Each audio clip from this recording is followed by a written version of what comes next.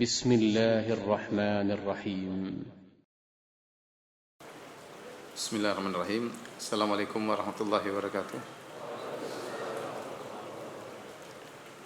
Alhamdulillahi ala ihsani wa syukru lahu ala taufiqihi wa amtinani wa asyhadu an la ilaha illallah wahdahu la syarika lahu ta'ziman li sya'ni wa asyhadu anna Muhammadan abduhu wa rasuluhu adda ila ridwani. Allahumma salli alaihi wa ala alihi wa ashabi wa ikhwani. Hadirin dan hadirat yang dirahmati oleh Allah Subhanahu wa taala. Kita lanjutkan pembahasan kita tentang sirah nabawiyah. Pembahasan kita kali ini adalah tentang kejadian 5 tahun sebelum Nabi diangkat menjadi seorang Nabi, yaitu tentang peristiwa pemugaran Ka'bah. Peristiwa pemugaran Ka'bah. Ini sudah atau belum disampaikan? Belum ya? Kalaupun sudah mungkin lupa ya. Jadi peristiwa tersebut peristiwa besar yang menunjukkan bahwasanya Nabi SAW adalah orang yang diakui keamanahannya oleh orang-orang Quraisy. Jadi Ka'bah ya awalnya dibangun kata Ibnu Hajar rahimahullahu taala seperti huruf D kapital ya. Jadi cuma ada rukun Yamani sama rukun Hajar Aswad ya. Rukun Yamani, rukun Hajar Aswad. Kemudian sebelah sini tidak ada pojoknya ya. Jadi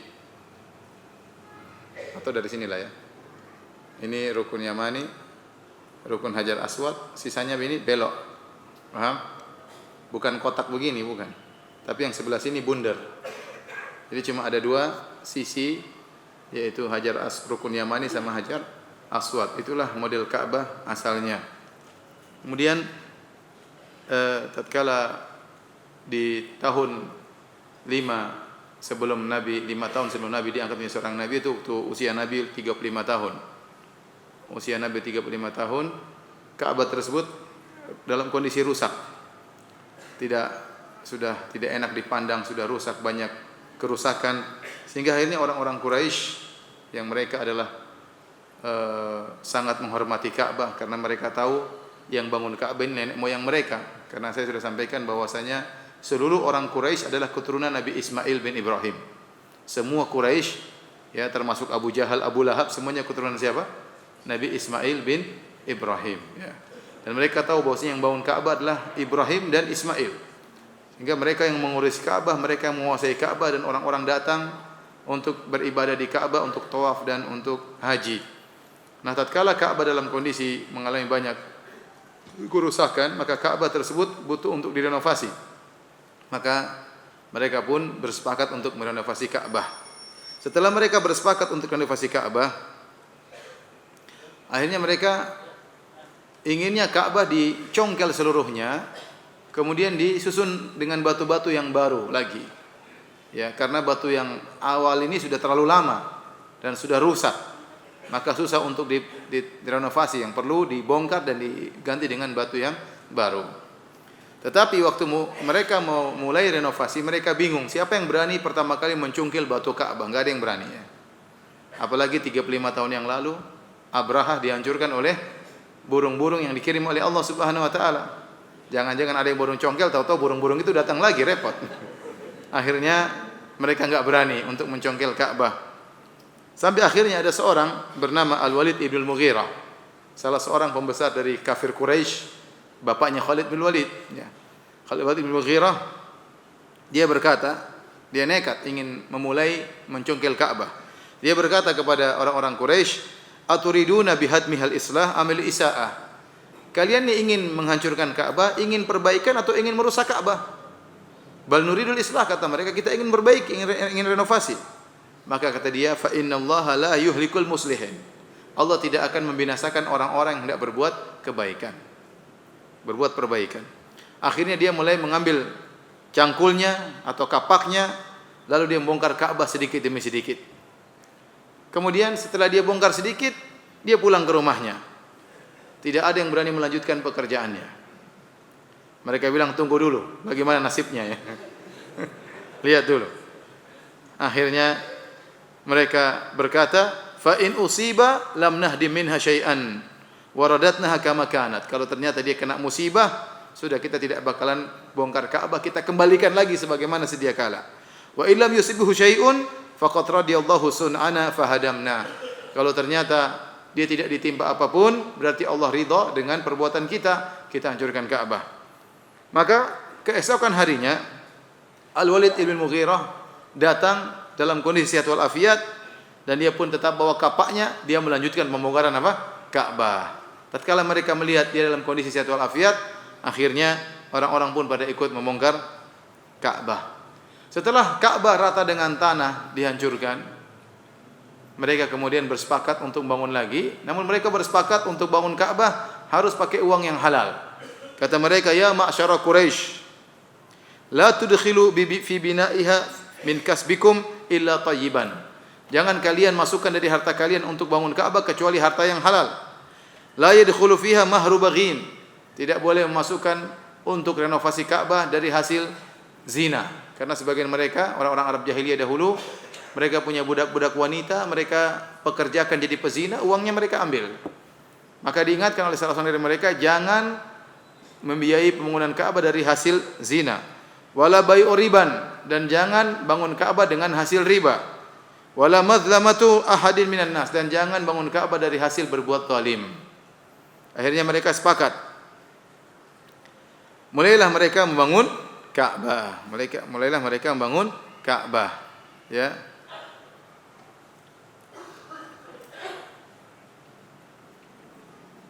Waktu mereka membangun Ka'bah, mulai kerja bareng-bareng, ya. Nanti kita akan jelaskan Ka'bah yang dibangun akhirnya kurang, ya. Kenapa? Duitnya apa? Kurang. Duit yang halal ternyata enggak cukup. Nanti akan kita jelaskan. Intinya waktu mulai mereka merenovasi Ka'bah, karena itu butuh biaya, ngambil batu dari mana, mungkin dipotong, butuh pekerja, butuh bayar orang, ya. Ambil batu dari tempat yang jauh, kemudian untuk nyusun Ka'bah, ya. Di antara yang ikut membantu pembangunan Ka'bah adalah Nabi sallallahu alaihi wasallam. Kata Jabir bin Abdullah radhiyallahu anhuma, lamma buniyatil Ka'batu dhahaba an-nabiy sallallahu alaihi wasallam wa Abbasun yanqulanil hijarah. Tatkala dibangun Ka'bah, direnovasi, maka Nabi dan pamannya Al-Abbas bin Abdul Muttalib, ya. Al-Abbas bin Abdul Muttalib ini paman Nabi, ya. Umurnya hampir sebaya dengan Nabi sallallahu alaihi wasallam, ya. Dan Nabi sallallahu alaihi wasallam mereka bersama pamannya mengangkat batu. Mungkin panas-panas dan sakit kalau diangkat di pundak. Maka Al-Abbas berkata, pamannya berkata kepada Nabi, ij'al izaraka ala raqabatik. Wahai Muhammad, taruhlah izarmu, sarungmu itu, taruhlah di lehermu atau di pundakmu, sehingga kalau kau pikul batu lebih mudah, tidak terlalu panas dan juga tidak langsung mengenai leher, ya. Maka Nabi sallallahu alaihi wasallam setuju dengan ide pamannya tersebut. Tatkala Nabi mau mengangkat sarungnya, dan ini melazimkan nanti terlihat auratnya, ya. Ya. Fa kharra ila al-ardi, maka Nabi pun pingsan. Ya. Karena waktu itu aurat terbuka adalah suatu hal yang biasa. Kenapa? Karena sudah terjadi bid'ah, sebagaimana mungkin saya pernah sampaikan, bahwasanya orang-orang musyrikin dahulu mereka tawaf di Ka'bah. Nah, kalau ada orang-orang dari luar, dari selain penduduk kota Mekah, dari selain Quraisy, kalau mereka hendak tawaf di Ka'bah, mereka harus pakai baju baru. Karena mereka beranggapan tidak pantas mereka tawaf dengan pakai rida dan izar yang sudah pernah mereka lakukan untuk maksiat. Mereka tidak mau. Kita sekarang sedang tawaf di hadapan Allah, harus pakai baju yang tidak pernah digunakan untuk maksiat. Nah, baju itu mereka bisa dapatkan dengan dua cara. Pertama, mereka beli baru. Kalau mereka sudah beli, mereka tawaf, mereka buang baju tersebut. Yang kedua, mereka pinjam dari orang Quraisy. Mereka pinjam dari orang Quraisy. Kalau mereka tidak dapatkan ini dan itu, tidak bisa beli baju baru, tidak bisa pinjam dari orang Quraisy, mereka tawaf telanjang. Mereka tawaf apa? Telanjang, ya, telanjang bulat tentunya. Karena tidak boleh ada sebuah kain yang pernah digunakan untuk maksiat. Sehingga biasa mereka tawaf telanjang, laki-laki tawaf. Adapun wanita, kalau mereka tidak menemukan baju, maka mereka tawaf telanjang, tapi biasanya mereka lakukan di malam hari. Mereka waktu tawaf telanjang itu tujuannya adalah untuk agar lebih suci di hadapan Allah Subhanahu wa taala. Ini di antara bid'ah yang mereka lakukan dalam tawaf, ya. Makanya waktu tahun 9 Hijriah Nabi menyuruh Abu Bakar untuk haji duluan. Kemudian untuk memberi pengumuman kepada orang-orang di sana, alla yahujja ba'dal musyrik wala yatufa bil bait uryan. Nah, Abu Bakar bikin pengumuman, setelah tahun ini tidak boleh ada orang musyrik yang berhaji. Karena Nabi akan berhaji tahun depan. Tidak boleh ada orang musyrik yang berhaji bersama Nabi, dan tidak boleh ada orang yang tawaf apa? Telanjang. Jadi telanjang itu perkara yang biasa waktu itu. Sehingga Nabi waktu dikasih ide oleh pamannya untuk meletakkan kain sarungnya di atas pundaknya, Nabi ingin angkat ya. Waktu Nabi ingin angkat, tahu-tahu Allah bikin Nabi pingsan. Kenapa? Karena kalau Nabi angkat akan kelihatan auratnya, dan Allah tidak ingin aurat Nabi sallallahu alaihi wasallam meskipun dia belum jadi nabi terlihat. Wa tamahat ainahu ila samai, maka kemudian Nabi sallallahu alaihi wasallam memandang ke langit sambil berkata, arini izari, mana sarungku, fasyaddahu alaihi, maka dia pun semakin memperkuat ikatan sarungnya. Maksud saya intinya Nabi sallallahu alaihi wasallam ikut serta dalam renovasi Ka'bah tersebut. Kemudian setelah mereka membangun Ka'bah sudah selesai dibangun, tinggal peletakan Hajar Aswad. Dan mereka tahu yang berhak meletakkan Hajar Aswad adalah kabilah yang mulia. Ini orang-orang Quraisy semuanya, Quraisy. Yang merenovasi bukan seluruh orang Arab, tidak, orang Quraisy saja yang merenovasi Ka'bah. Tapi mereka tahu yang meletakkan sebagai, artinya kalau kita bilang apa? Gunting pita ya. Kalau sudah pasang Hajar Aswad berarti gunting apa? Gunting pita. Nah, gunting pita ini tidak boleh sembarang orang. Harus orang yang paling top di antara mereka. Akhirnya mereka ribut. Ada yang mengatakan 4 hari, ada yang mengatakan 5 hari, ada yang mengatakan 3 hari. Ribut siapa yang meletakkan Hajar Aswad sebagai terakhir dari renovasi Ka'bah, tahap terakhir renovasi Ka'bah. Mereka ribut sampai akhirnya hampir-hampir terjadi pertumpahan darah. Di antara mereka yang sudah bersumpah, masukkan tangan di darah, siap mati, karena menurut mereka ini adalah suatu yang sangat bergengsi bagi mereka. Ya, tatkala mereka ribut, tahu-tahu ada di antara mereka orang yang sudah sangat tua berkata, ya, yaitu Abu Umayyah bin Al-Mughirah. Waktu itu yang paling tua, dia berkata, ya ma'syara Quraisy, ij'alu bainakum fima takhtalifuna fihi awwala man yadkhulu min babi hadzal masjid yaqdi bainakum fihi. Kata dia, wahai orang Quraisy, kalian berselisih, carilah hakim yang akan memutuskan perkara kalian. Hakim tersebut adalah orang yang pertama kali masuk Masjidil Haram dari pintu itu. Tunggu saja siapa yang pertama kali masuk, sudah kita jadikan dia hakim. Ternyata mereka tunggu-tunggu, yang pertama kali masuk awwal rajulin yatlu'u minal fajji faja'an Nabi sallallahu alaihi wasallam. Ternyata laki-laki tersebut yang pertama kali muncul siapa? Rasulullah sallallahu alaihi wasallam. Allah mentakdirkan Nabi yang datang. Faqalu, tatkala mereka melihat Muhammad yang datang, Nabi belum jadi nabi begitu, masih umur 35 tahun. Nabi jadi nabi umur berapa? 40. Waktu mereka lihat Nabi datang, segera mereka serentak berkata, atakumul amin, telah datang orang yang sangat amanah. Ya, mereka mengatakan radina bil amin, kita ridha dengan keputusan orang ini. Akhirnya mereka menjadikan Nabi sebagai hakim di antara mereka setelah mereka berselisih 3-4 hari dan hampir terjadi bunuh-bunuhan di antara mereka. Maka apa yang dilakukan oleh Nabi sallallahu alaihi wasallam? Fa wada'ahu fi thawbin.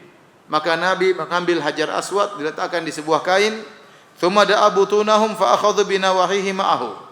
Kemudian kata Nabi, seluruh perwakilan datang sama-sama mengangkat kain tersebut supaya enggak ribut ya. Ya. Jadi Hajar Aswad taruh di kain, kainnya diangkat apa? Barang-barang. Tatkala sudah sampai di posisi Hajar Aswad, fa wada'ahu huwa sallallahu alaihi wasallam, kemudian Nabi mengambil, Nabi yang taruh dengan kedua tangannya. Kalau itu bukan Nabi, pasti mereka marah. Oh, ngapusi ini orang. Ngapusi ya, bohong ini, kita dikerjain. Rupanya dia yang taruh. Tetapi karena itu yang taruh Nabi sallallahu alaihi wasallam, tidak ada yang protes. Makanya terkadang seorang itu tidak bisa menilai dengan objektif. Sering terjadi apa? Salah penilaian. Tergantung siapa yang berbicara, tergantung siapa yang melakukan. Ya. Tatkala Nabi, mereka senang dengan Nabi, mereka tahu Nabi amanah. Tatkala Nabi kasih ide tersebut, mereka setuju dan terakhirnya Nabi yang letakkan dan mereka tidak marah sama sekali. Ini menunjukkan cerdasnya Nabi Shallallahu Alaihi Wasallam, punya ide demikian, padahal beliau belum menjadi seorang Nabi. Hadirin dan hadirat yang dirahmati oleh Allah Subhanahu wa taala, dan ini adalah isyarat bahwasanya Nabi akan memimpin mereka. Sekarang mereka berselisih dalam perselisihan yang berat, hampir terjadi bunuh-bunuhan, ternyata yang menjadi hakim siapa? Rasulullah sallallahu alaihi wasallam, ya. Isyarat bahwasanya orang ini pantas untuk memimpin kalian. Apalagi kalian gelari dia dengan Al-Amin. Tetapi qadarullah, begitu Nabi diangkat menjadi Nabi, mereka lupakan ini semua. Mereka mengatakan Nabi pendusta, mereka mengatakan Nabi penyihir dengan berbagai tuduhan dan apa gelar yang mereka tempelkan kepada Rasulullah sallallahu alaihi wasallam. Tadi sudah saya sebutkan, tatkala mereka tidak punya uang yang halal cukup untuk bangun Ka'bah sebagaimana pondasi Ibrahim, akhirnya mereka bikin Ka'bah yang ada sekarang ini, kotak. Harusnya tidak kotak, Ka'bah itu harusnya ujungnya apa? Bulat seperti ini. Tapi mereka bikin apa? Kotak, karena yang untuk bangun sebelah sini duitnya tidak ada. Dan itu berjalan. Ka'bah disembah, orang beribadah di sekitar Ka'bah, Allah disembah di sekitar Ka'bah, dan Ka'bah dalam kondisi kurang. Dan Nabi SAW berkata kepada Aisyah radhiyallahu taala anha dalam Sahih Bukhari, Sahih Muslim dan hadis kitab-kitab hadis yang lainnya, kata Nabi SAW, laula hadatsatu qaumiki bil kufri la naqabtul baita thumma labanaitu ala asasi Ibrahim alaihissalam fa inna Quraisyan istaqsarat bina'ahu. Kata Nabi SAW, kalau bukan kaummu wahai Aisyah baru saja masuk Islam, tentu saya akan bongkar Ka'bah dan saya akan bangun kembali sesuai dengan pondasi Nabi Ibrahim alaihissalam. Sungguhnya orang-orang Quraisy waktu merenovasi Ka'bah mereka kurang sempurna bangunannya. Ya, itu cita-cita Nabi SAW.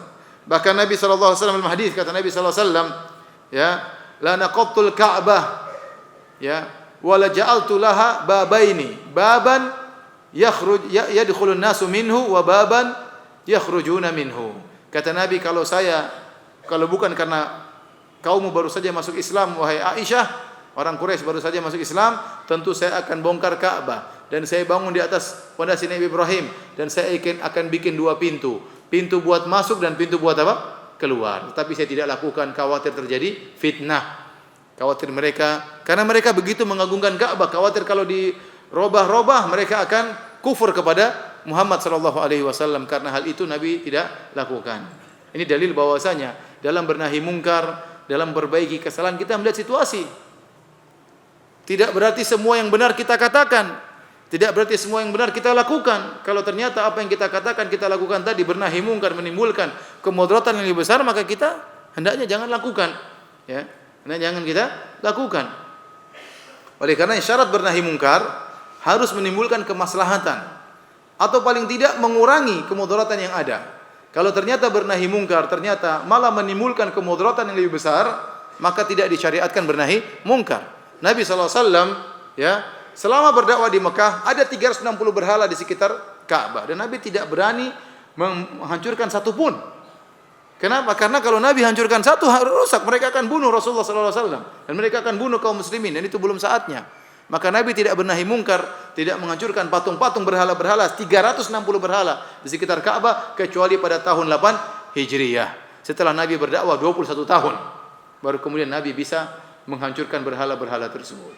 Oleh karena seorang dalam berdakwah harus punya ilmu, jangan tergesa-gesa, jangan terburu-buru, ya. Tidak semua perkara kemudian kita merasa benar kita sampaikan. Lihat situasi dan kondisi. Ya, makanya terkadang murid lebih sangar daripada gurunya, ya. Gurunya banyak pertimbangan, murid tidak pakai pertimbangan pokoknya. Ya, oleh karenanya dakwah tidak semua orang boleh kemudian terjun dengan asal berbicara, asal ngomong, asal bertindak, ya, karena banyak pertimbangan yang harus kita perhatikan. Bukan berarti kemudian kita menjadi setan yang bisu, tidak, tetapi ada hal-hal saatnya kita harus berbicara apapun yang terjadi, ada saatnya kita tidak harus berbicara, melihat situasi dan kondisi. Intinya tatkala mereka tidak berhasil membangun Ka'bah secara sempurna, maka mereka meletakkan suatu tanda namanya Hijar, Al-Hijar, yang orang mengatakan sekarang Hijar Ismail. Ini itu salah, penamaan yang salah. Harusnya cuma apa? Al-Hijar, itu pembatas. Sehingga Ka'bah dikasih apa? Pembatas. Ya, kasih pembatas. Kenapa? Karena pondasi Nabi Ibrahim sekitar situ. Pondasi Nabi. Jadi Ka'bah itu kurang panjang, paham? Harusnya panjang ke sini, karena duit tidak ada, Ka'bah cuma dibangun separuh, sisanya cuma dikasih tanda, artinya sekitar sinilah ada pondasi Ibrahim. Oleh karenanya kalau orang tawaf mutar Ka'bah, dia hanya menyentuh rukun Yamani sama Hajar Aswad. Kenapa? Karena itulah dua rukun yang asli, yang dari sananya memang ada dua rukun tersebut. Adapun yang sebelah sini itu bukan rukun asli. Itu Ka'bah belum selesai dibangun, paham? Yang sekarang ada. Makanya orang tatkala tawaf tidak boleh mengusap empat-empatnya. Dia hanya mengusap rukun Yamani sama Hajar Aswad. Tahu rahasianya tadi kenapa? Karena Ka'bah yang ada sekarang kurang. Dan kalau dia tawaf dia tidak boleh masuk dalam Hijr Ismail. Hijr. Kalau dia masuk berarti dia belum mengitari Ka'bah secara sempurna, berarti tawafnya tidak sah. Maka orang kalau masuk di sini dari sini tidak boleh, dia harus mengitari Hijr. Paham? Supaya dia dikatakan mengitari Ka'bah. Inilah tentang sejarah pembangunan Ka'bah. Waktu Nabi SAW sudah meninggal dunia, kemudian terjadi pertikaian, ya.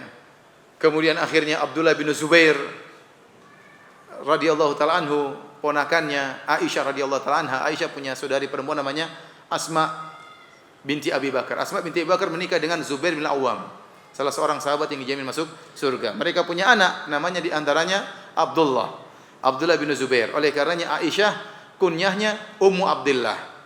Ummu Abdillah dia berkunyah bukan kepada anaknya, tapi kepada ponakannya, yaitu Abdullah ibn Zubair. Oleh karenanya Aisyah dekat dengan Abdullah bin Zubair, dan Aisyah sering menyampaikan hadis-hadis kepada Abdullah ibn Zubair. Ya, di antaranya Aisyah menyampaikan kepada Abdullah bin Zubair tentang cita-cita Nabi. Nabi ingin membongkar Ka'bah, kemudian membangun kembali sesuai dengan pondasi Nabi Ibrahim, kemudian membuat pintu dua pintu masuk, pintu apa? Keluar.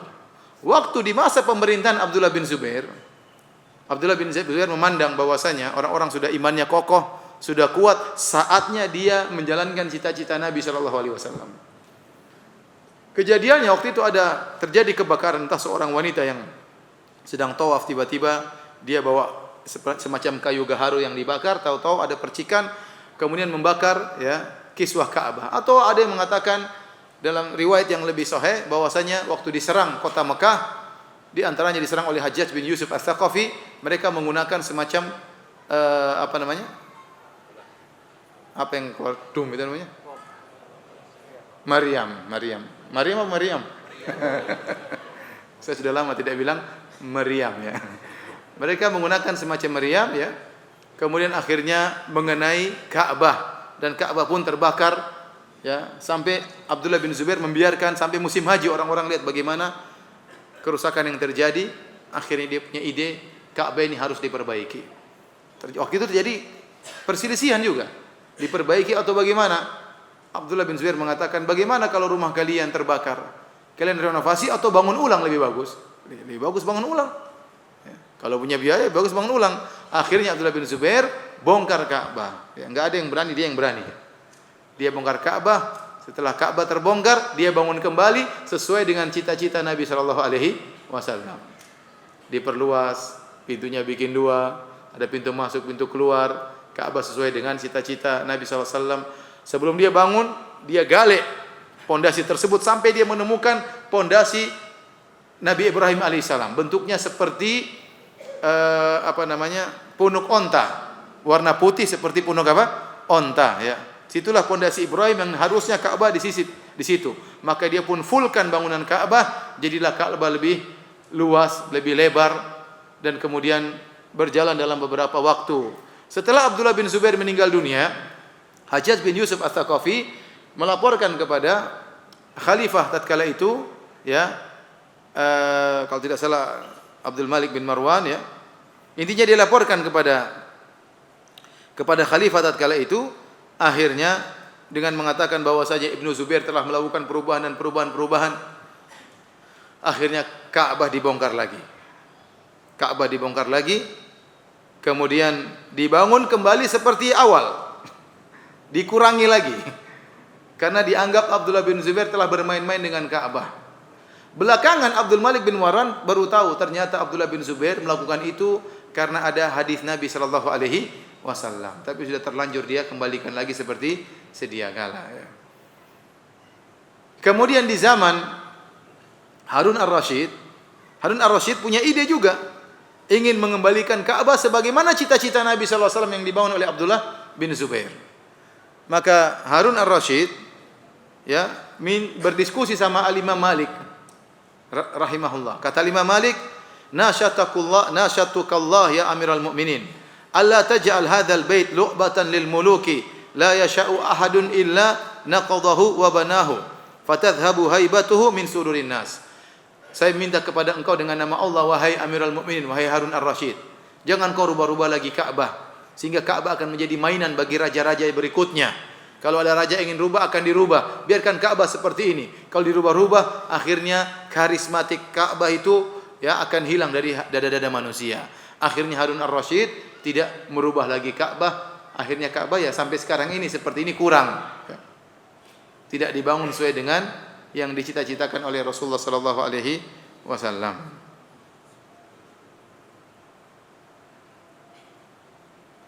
Baik. Inilah ya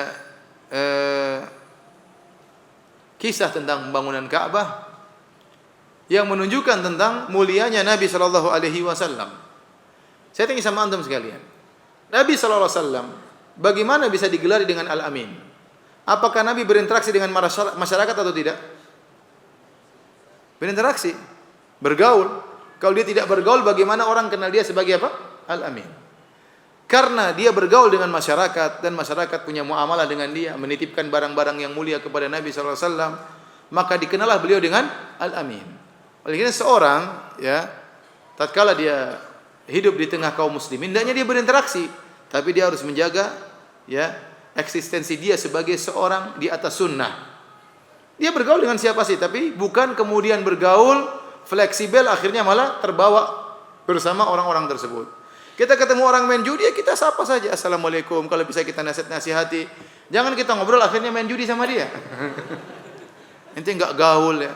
Iya gaul, tapi tidak harus main judi sama ente. Kemudian kalau ketemu orang misalnya lagi main gitaran, lagi main macam, sudah kita ajak ngobrol. Ada saatnya mungkin kita kerja bakti bareng, tapi tidak harus seperti mereka. Bukan kemudian kita mengucilkan diri, menyendiri.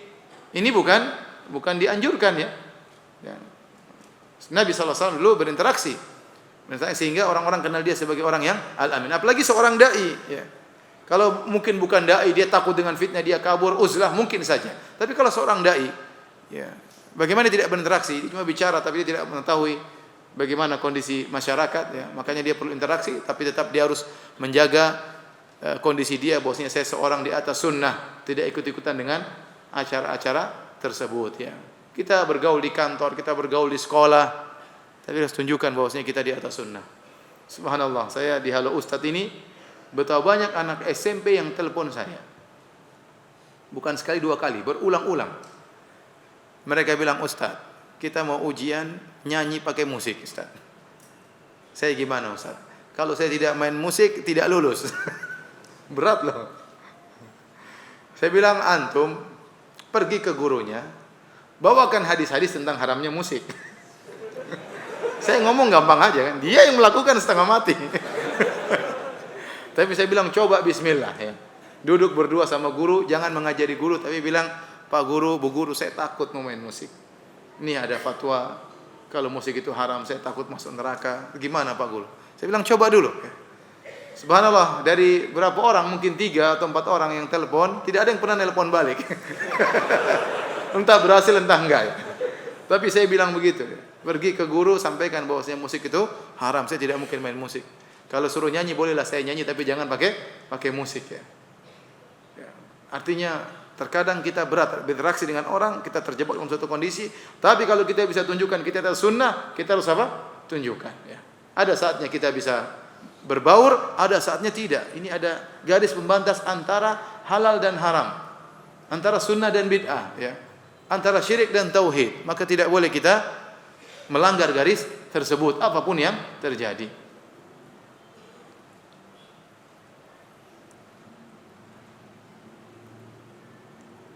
Banyak orang tanya, Ustaz, saya sekolah Ustaz, terus saya sekolah satu kelas, semuanya perempuan Ustaz, laki-laki cuma 2. Masya Allah. Gimana Ustaz, apa saya keluar? Kamu kelas berapa? Kelas 3, sebentar lagi lulus, mau keluar terlambat, keluar dari awal harus. Saya bilang ya udah, kamu sebentar lagi lulus, bertahan daripada kamu keluar, ibu marah-marah, repot semua biaya hancur. Iya Ustaz, kalau saya keluar pasti. Ya udah, kamu bertahan. Terus gimana Ustaz? Ya udah kamu duduk sama temanmu itu, pegang rata-rata temanmu itu satunya itu. Duduk sama dia, ngobrol sama dia, jangan ngobrol sama cewek, duduk di pojok saya bilang. Ya Ustaz, insyaallah. Sekolah SMK atau apa sekolah apa? Pokoknya semuanya perempuan isinya, cuma dia dengan temannya laki-laki. Jadi dia seperti kambing di antara kembang-kembangnya.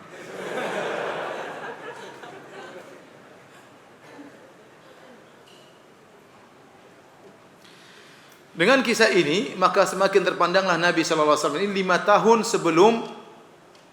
sebelum terjadi kenabian. Sebelum Nabi di atas menjadi Nabi. Dan Allah mempersiapkan itu semua. Terjadi ini di Mekah.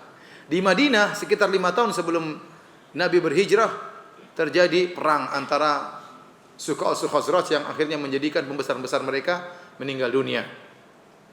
Sehingga tatkala Nabi datang ke Madinah berdakwah muda. Kenapa? Yang orang-orang pembesar-besar sudah meninggal, tinggal anak-anak muda, mudah didakwahi. Dan itu di antara Allah siapkan buat Nabi sallallahu alaihi wasallam. Di antaranya di Mekah Allah jadikan 5 tahun sebelum Nabi menjadi seorang nabi peristiwa ini. Jadi semakin tenar Nabi sallallahu alaihi wasallam, bagaimana tidak tenar? Dia yang mendamaikan orang-orang Quraisy yang hampir bertikai sampai hampir bunuh-bunuhan dalam perkara besar urusan Ka'bah. Bagaimana Nabi tidak menjadi tersohor tatkala itu? Ini semua isyarat bahwasanya Nabi sallallahu alaihi wasallam berhak untuk menjadi pemimpin orang-orang Quraisy. Kemudian faedah yang bisa kita ambil juga dari kisah ini, bagaimana Allah berusaha menjaga Nabi sallallahu alaihi wasallam agar Nabi tidak terjerumus dalam perkara yang haram meskipun Nabi belum jadi Nabi. Ya.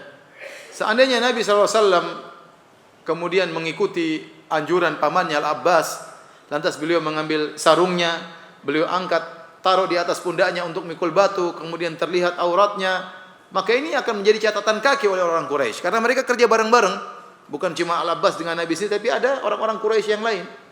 Akhirnya mereka akan mengatakan Muhammad pernah terlihat auratnya di Ka'bah di kemudian hari. Ya. Maka Nabi Allah tidak ingin ada catatan kaki bagi Nabi meskipun Nabi masih di zaman jahiliyah waktu itu. Ya. Meskipun Nabi belum menjadi seorang nabi, Allah jaga agar Nabi tidak melakukan kesalahan. Oleh karenanya di antara riwayat juga yang hadisnya diperselisihkan, sebagian mensahihkan, ya, sebagian mendhaifkan, ya. Al-Hakim mensahihkan dan disepakati oleh Adz-Dzahabi, ya, dan sebagian ulama mendhaifkan seperti Al-Albani rahimahumullah jami'an tentang kisah suatu hari kata Nabi sallallahu alaihi wasallam, "Ma hamamtu bi makan ahlul jahiliyah humun bihi ila marratain min ad-dahr." Aku tidak pernah terbetik dalam hatiku ingin melakukan sesuatu perkara yang dilakukan oleh orang jahiliyah kecuali 2 kali. Ya, seumur hidupku 2 kali waktu di zaman Nabi masih di zaman jahiliyah. Ya. Kilahuma ya'simuni Allahu ta'ala minhuma. 2 keinginanku itu ternyata Allah jaga aku. Lailatan lifatan kana ma'i min Quraisy fi a'la Makkah fi agnamin li ahliha tar'a. Ya, qultu lailatan, aku berkata suatu malam kepada seorang pemuda yang menemaniku menggembalakan kambing. Nabi ingin menghadiri acara pesta orang-orang Quraisy, anak-anak muda orang Quraisy. Aku berkata kepada kawanku, "Absirli ghanami hatta asmura hadhihi lailata bi Makkah kama tasmurul fityanu qal." Kata dia, "Wahai sahabatku, tolong jaga kambing-kambingku. Malam ini saya ingin masuk ke kota Mekah dan saya ingin begadang sebagaimana anak-anak muda sana begadang." Kata temannya, "Qal na'am, saya akan jaga kambing-kambingmu." Fa kharajtu, maka saya pun pergi menuju kota. Falamma ji'tu adna darin min duri Makkah, sami'tu ghana'an wa sauta dufufin wa zamrin.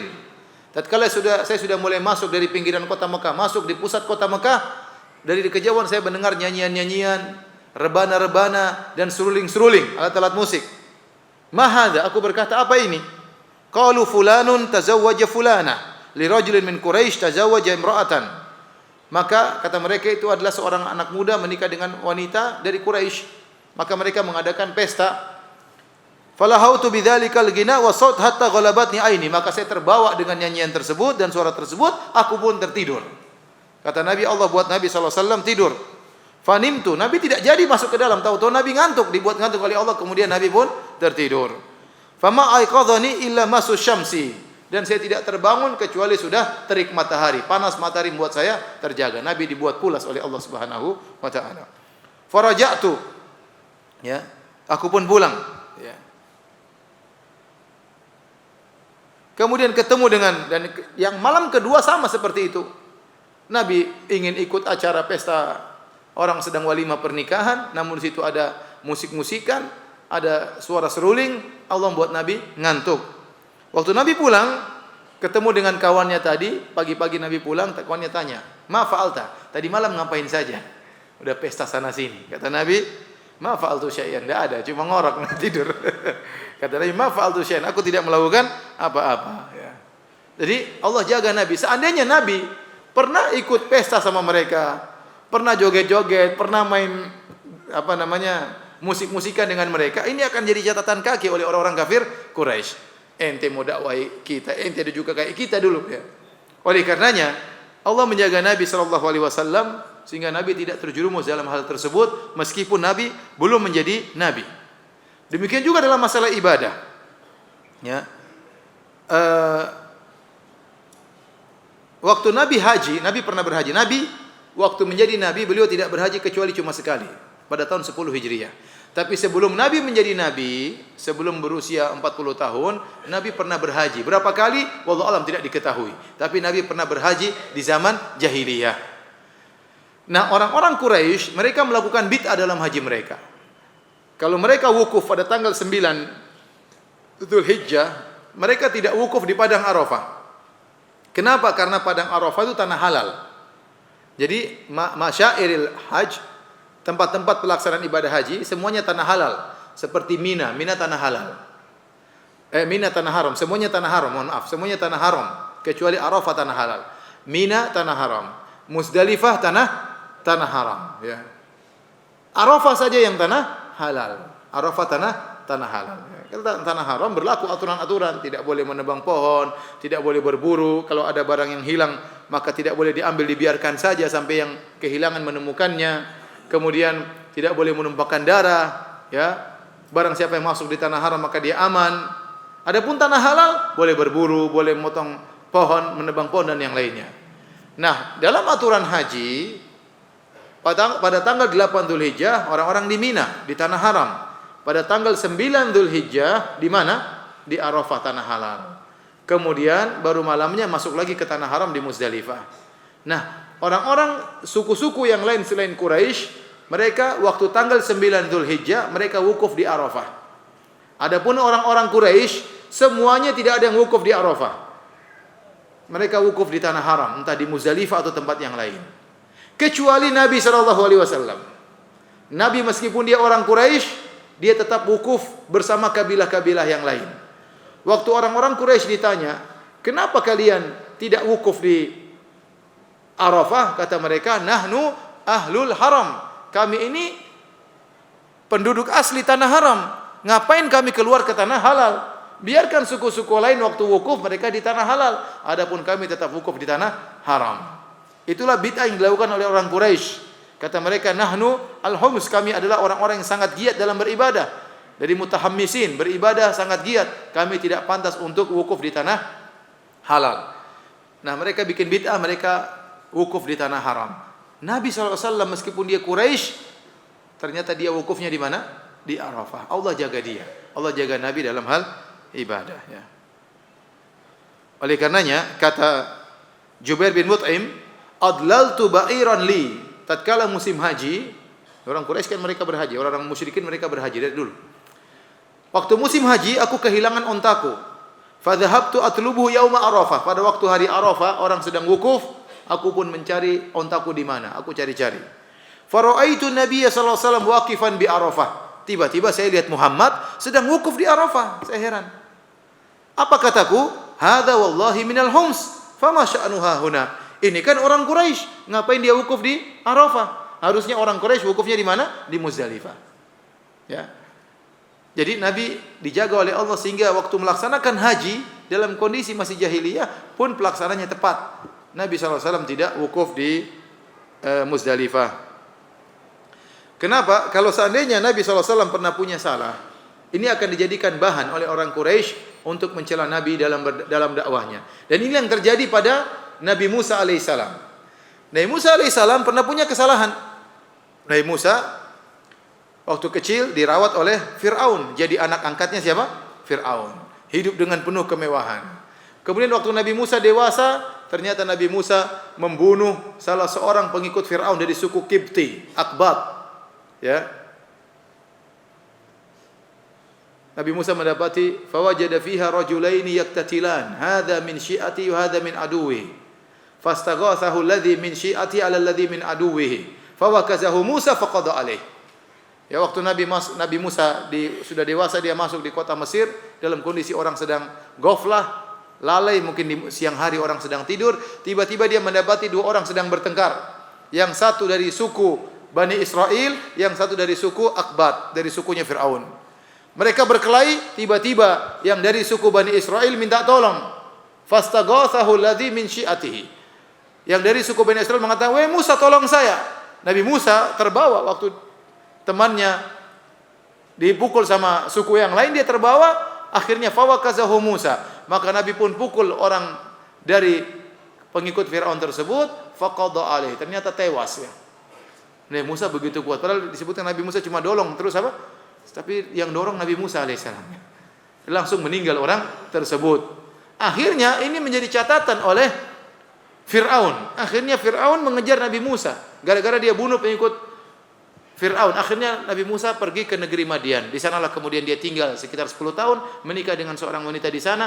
Kemudian diangkatlah dia menjadi, diutuslah oleh Allah untuk mendakwai siapa? Fir'aun. Jadi Nabi Musa akhirnya setelah 10 tahun kabur dari pengejaran Fir'aun dan bala tentaranya, ternyata Allah suruh Nabi Musa balik ke Fir'aun untuk dakwah, dan ini berat. Makanya Nabi Musa takut. Ya Allah, makanya Nabi Musa berdoa dengan doa yang masyhur, ya. Apa namanya?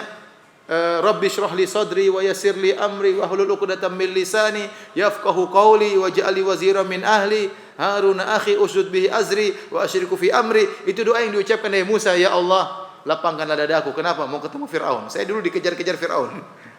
Kemudian kokohkanlah lisanku agar saya bicara dengan baik, karena Fir'aun ini pandai ngomong. Kemudian tolong cari orang temani saya, Harun tolong angkat jadi nabi temani saya. Kenapa? Nabi Musa takut. Ya. Nabi Musa mengatakan, kami takut ya Allah. Kata Allah, la takhafa. Ya, jangan kalian berdua takut. Innani ma'akuma asma'u wa ara. Aku bersama kalian, aku dengar dan aku lihat apa yang terjadi dengan kalian. Ya. Jadi akhirnya Nabi Musa ketemu dengan Fir'aun. Terjadilah dialog.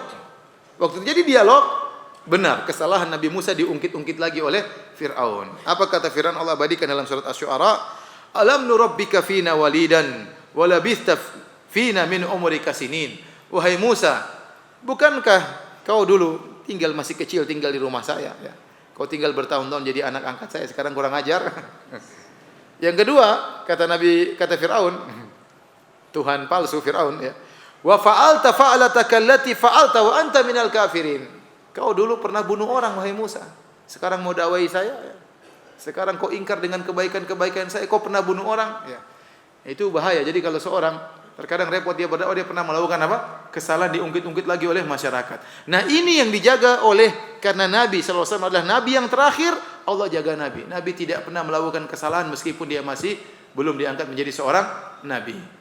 Sehingga tatkala Nabi berdakwah menjadi seorang nabi, tidak ada seorang pun yang pernah mengungkit masa lalu Nabi yang buruk, tidak ada. Ya Muhammad, ente pernah begini. Nabi tidak pernah berzina waktu di zaman jahiliyah. Padahal kota Mekah penuh dengan perzinahan. Tadi saya katakan sampai orang punya budak-budak disewakan suruh berzina, mereka dapat upahnya. Padahal kota Mekah penuh dengan orang minum khamar. Bahkan orang bangga kalau punya khamar. Bahkan mereka bikin syair-syair tentang khamar. Bahkan orang kalau punya khamar, tanda orang itu berhasil, ya. Oh, berarti kaya, punya khamar. Kalau minumnya air putih berarti miskin, ya. Jadi sampai seperti itu, tapi Nabi tidak minum khamar. Zina tersebar, khamar tersebar, judi tersebar, tetapi Nabi tidak melakukan itu semua. Berhala di mana-mana, setiap rumah ada berhalanya, tapi Nabi tidak pernah sujud kepada berhala. Nabi tidak pernah mengusap berhala sama sekali. Bahkan tatkala haji, Nabi wukufnya di mana? Di padang Arafah. Ini semua dijaga oleh Allah Subhanahu wa taala agar Nabi kalau berdakwah nanti di kemudian hari tidak ada yang punya catatan kaki. Paham? Kalau kita bertemu dengan saudara kita yang jelas kita ketahui dia muslim. Halo Ustaz, tanya Ustaz lebih mudah.